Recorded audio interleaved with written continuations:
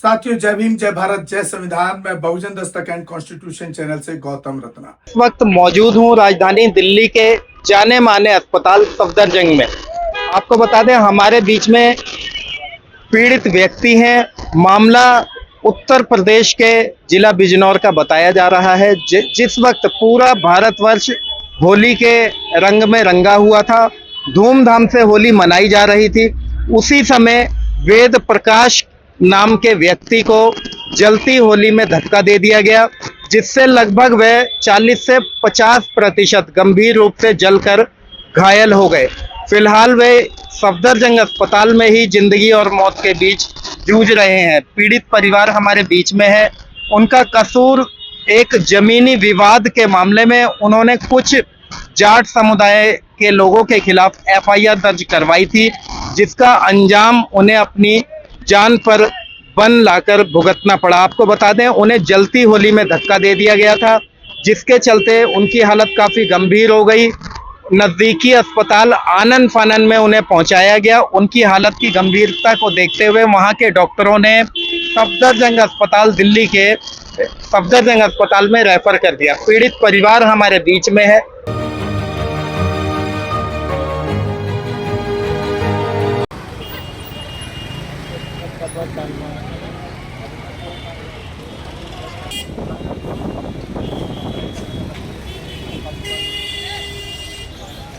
क्या कहना चाहेंगे इस घटना के बारे में? सर, बस ज़्यादा चाचा सीरियस है। हम तो ये कहना चाहेंगे कि जल्द से जल्द कार्रवाई हो, हमें इंसाफ मिले। फिलहाल आपको खतरा है परिवार को, आपके लगता है? जी सर, बिल्कुल खतरा है, क्योंकि सर जब चाचा को कर सकते हैं तो हम तो बहुत छोटे बच्चे हैं अभी, हमें तो और ज़्यादा खतरा है। तो दिल्ली को माफ कीजिएगा, उत्तर प्रदेश के जो पुलिस के आला अधिकारी मुख्यमंत्री योगी जी हैं, हमारे चैनल के माध्यम से उनसे आप क्या कहना चाहेंगे? सर, मैं आपसे ये कहना चाहता हूँ कि हमारी कार्रवाई जल्द से जल्द करें, ताकि हम भी सुरक्षित रहे, हमारा परिवार सुरक्षित रहे। उन्होंने पूछने जा रहा था तो जल्दी में मैं जो घर भूले आया, तो पीछे से मेरी घरवाली जो नहीं आई। अब देखा मैंने आग जल्दी बहुत तेज, तो मैं जो लेकर बैठ गया। लगा जब आग कम हो जाएगी तो जब हुआ। अब वहाँ देखा तो ये 3 लोग खड़े थे, संसार, मौगा, कलंदा और निपिंदर। जब मैं दुकान की बाल खींची तो उन्होंने मुझे सुनना आ गई, समझ गया। आज तक मुझे पता नहीं चला जाने में कैसे निकला, आदमी को जाने क्या हुआ कुछ पता नहीं। इसमें हमारे डॉक्टर जेके गौतम साहब हैं, दिल्ली से सोशल और बहुजन एक्टिविस्ट हैं, जो वहां पर खुद भी गए और उस परिवार से बात की और उन्होंने भी इसमें कार्रवाई करने के लिए मांग की। उस परिवार से मिले, पीड़ित परिवार से मिले, पीड़ित से मिले। तो एक जो डॉक्टर जेके गौतम साहब हैं, सोशल एक्टिविस्ट, आप उन्हें हमारे चैनल पर भी देखते होंगे, अपनी बड़ी बेबाकी से हर मुद्दे पर अपनी बात को भी रखते हैं। बट आज वो नहीं आ पाए, लेकिन वो हॉस्पिटल पहुंचे और उन्होंने परिवार को सांत्वना दी और उनको पूरा भरोसा दिया कि उनके साथ खड़े हैं। उनकी टीम के जो लोग हैं, जो सोशल एक्टिविस्ट उनसे जो जुड़े हुए लोग हैं, वो भी उनका साथ दे रहे हैं।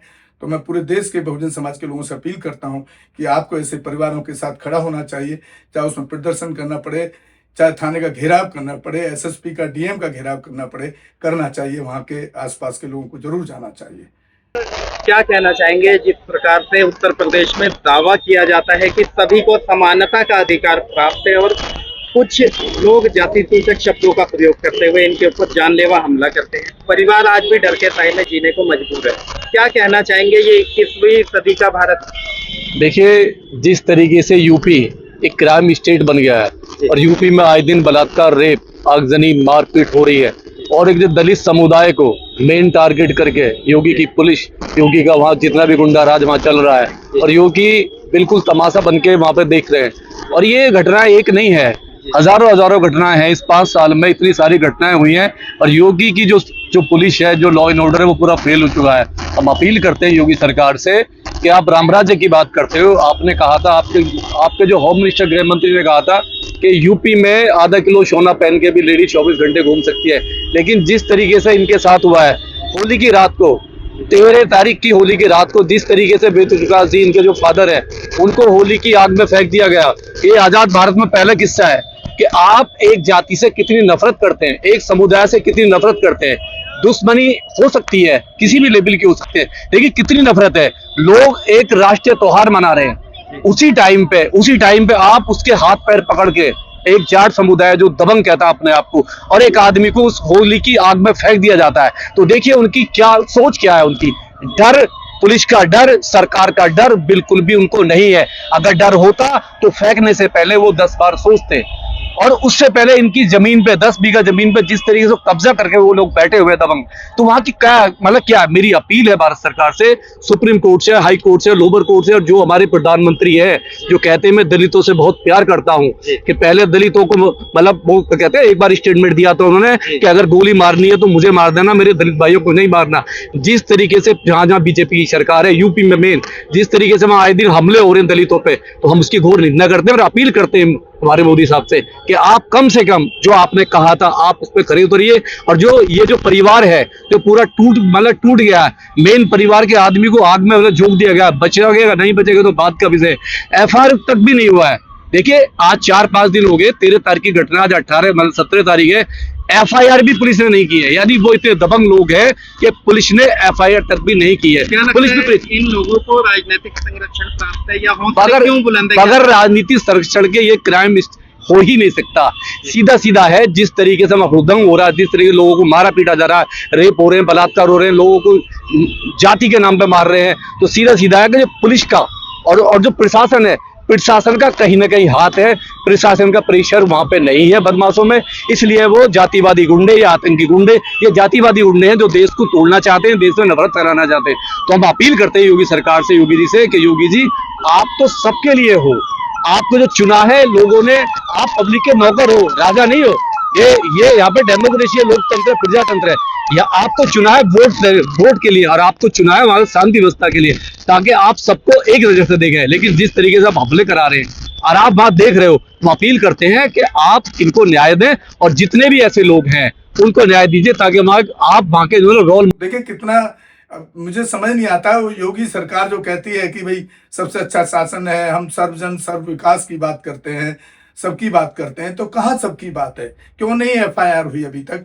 इतनी लेट में जाकर के एफआईआर की गई और अभी तक किसी की गिरफ्तारी नहीं है। तो साथियों, मैं खासतौर से नजीबाबाद क्षेत्र के अगर कोई साथी हैं तो इस परिवार को मदद करने की कोशिश करें, क्योंकि हमारा चैनल जो है दिल्ली से हम चलाते हैं, तो हर जगह पहुंचना मुमकिन नहीं होता है। तो आप, ये सारा वाकया बहुत ही दर्दनाक है, शर्मनाक है, और हम यूपी के योगी सरकार से अपील करते हैं कि इसमें जल्द से जल्द गिरफ्तारी हो। और मैं तो कहता हूं कि ऐसे लोगों को फांसी की सजा कम से कम होनी चाहिए। और आज एक बहुत ही जघन्य अपराध मनुवादियों द्वारा किया गया, एक अनुसूचित जाति के व्यक्ति द्वारा।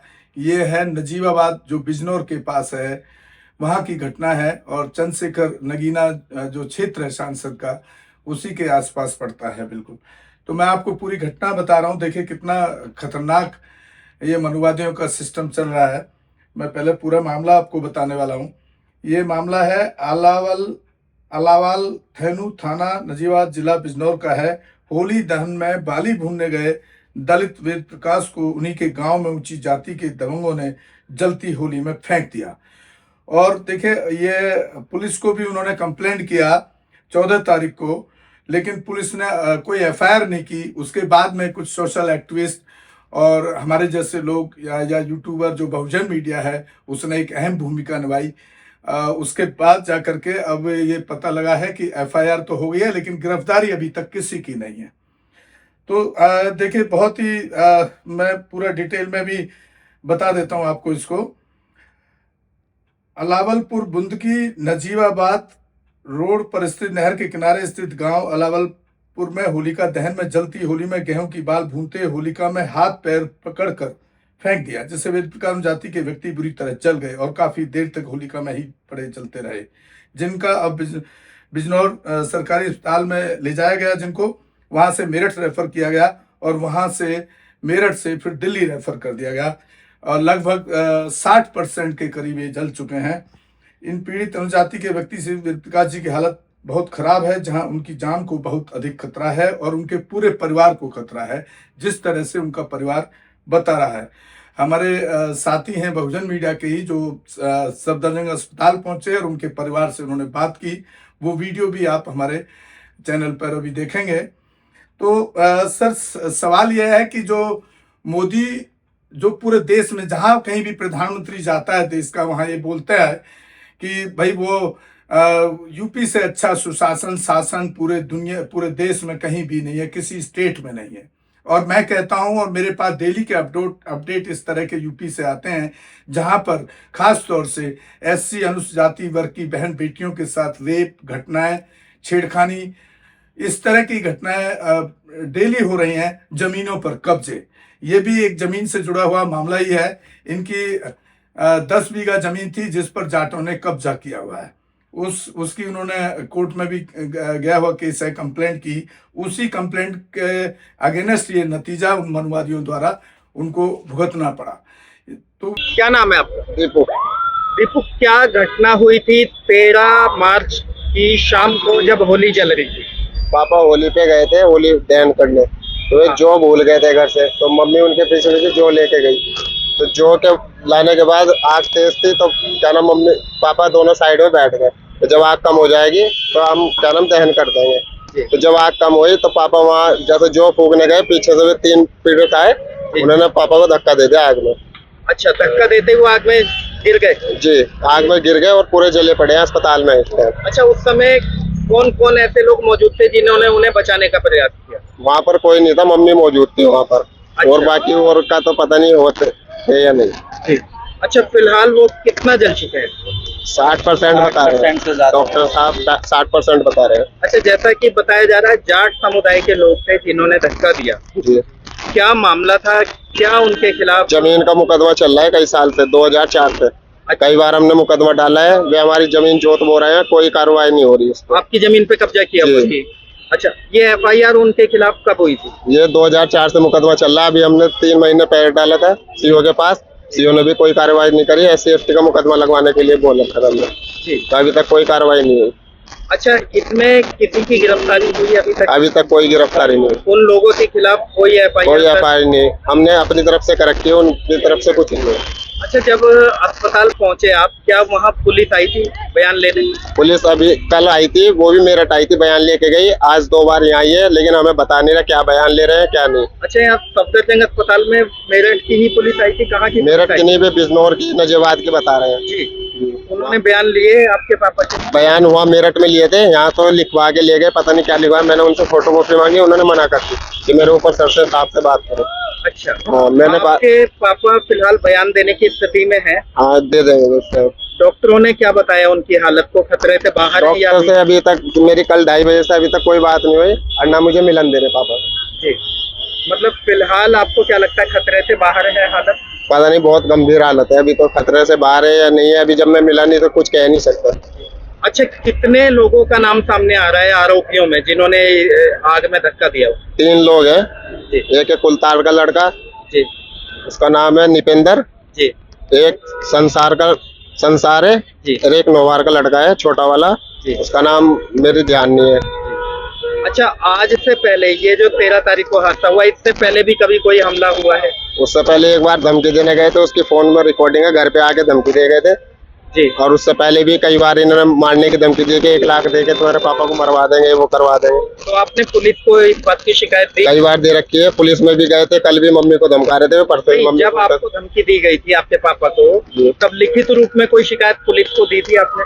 थाने में गए थे वो, थाना वहाँ कौन सा कंप्लेंट लगता है आपका? नजीबाद। थाना नजीबाबाद। जी, सीओ के पास फोन कर रहा था, सीओ के पास गए थे। जी, उन्होंने कोई आश्वासन दिया कुछ नहीं, कार्रवाई नहीं करी। यानी कार्रवाई 1 हफ्ते में जांच करेंगे, 1 हफ्ते के बाद पापा फिर गए थे, कुछ कार्रवाई नहीं हुई।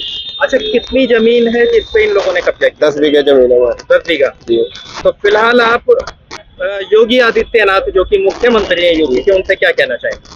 हम कहना चाहेंगे हमारी जल्द से जल्द कार्रवाई हो, इस मुद्दे पे बात उठे। अभी तक कुछ कार्रवाई हो नहीं पा रही सर। अच्छा, क्या इससे पहले जाति सूचक शब्दों का भी प्रयोग किया उन्होंने? कई बार मारने उड़ने की धमकी दी है, उल्टा सीधा बोलते हैं, आग में फेंकते हुए भी कह रहे जा चमार तू साले मर, उल्टा सीधा बहुत बदतमीजी से बात करते हैं। कई बार धमकी देने आ गए घर, कम से कम 4-5 बार हमला कर चुके हैं, लेकिन हम बार बार जाते हैं, कार्रवाई नहीं करती कुछ पुलिस। वे पैसा भर देते हैं, पुलिस चुप हो जाती है। आप कितने भाई हैं? हम 3 भाई हैं। क्या अभी भी उन लोगों से आपको खतरा है? जो सर पूरा खतरा है, जब पापा को खतरा हो सकता है तो हमें भी खतरा है पूरा। हम तो इसलिए तीनों भाई बाहर रहते हैं, छोटा भाई गुजरात है, बड़ा भाई ऋषिकेश रहता है, मैं देहरादून। हम तो बाहर ही रहते हैं, घर वाले घर भी नहीं बुलाते। और साथियों, आप हमारे चैनल को ज़्यादा से ज़्यादा देखें, शेयर करें, सब्सक्राइब करें, ताकि हम इस तरह के जो मुद्दे हैं या इस तरह की जो घटनाएं हैं उनको आप तक पहुंचा सकें, और इस गूंगी बहरी सरकार के जो कान बंद हैं, आंख बंद हैं, अंधी सरकार है ये, इसकी आंखें खोल सकें और इसके कानों तक आवाज़ पहुंचाने का काम कर सकें। तो आप हमारे चैनल को ज़्यादा कुछ आर्थिक सहयोग भी करें, ताकि हम इस तरह, क्योंकि एक बड़ा खर्चा करना पड़ता है ये सब स्टूडियो चलाने के लिए, जितना हो सके उतना करें। इसी के साथ मैं आपसे विदा लेता हूं। जय भीम, जय भारत, जय संविधान, नमो बुद्धाय। धन्यवाद साथियों। हमारे चैनल लाइक, शेयर, सब्सक्राइब देखना मत भूलिएगा। जय भीम, जय भारत, जय संविधान, नमो बुद्धाय। धन्यवाद। चैनल आर्थिक समस्या से गुजर रहा है।